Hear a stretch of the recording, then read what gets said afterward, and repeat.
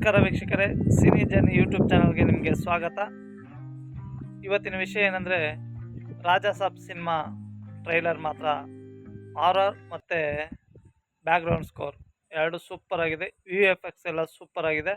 ಜೊತೆಗೆ ಪ್ರಭಾಸ್ ಅವರ ಈ ವರ್ಷಂ ಮತ್ತು ರಾಘವೇಂದ್ರ ಆಮೇಲೆ ಈಶ್ವರ್ ಈ ಸಿನಿಮಾಗಳು ಒಂಥರ ಮೆಲ್ಕಾಗ್ದಂಗಿದೆ. ಏನಕ್ಕೆ ಕಾಮಿಡಿ ಟಚ್ನಲ್ಲಿರುತ್ತೆ ಸಿನಿಮಾ. ಜೊತೆಗೆ ಮಾರುತಿಯವರ ಪ್ರೇಮ ಕಥಾ ಸಿನಿಮಾ ಇದೆ ಅಲ್ವಾ, ಬ್ಲಾಕ್ ಬಸ್ಟರ್. ಈ ಕಾಮಿಡಿ ಜೊತೆಗೆ ಹಾರರ್ ಇವೆರಡನ್ನೂ ಮಿಕ್ಸ್ ಮಾಡ್ದಂಗಿದೆ.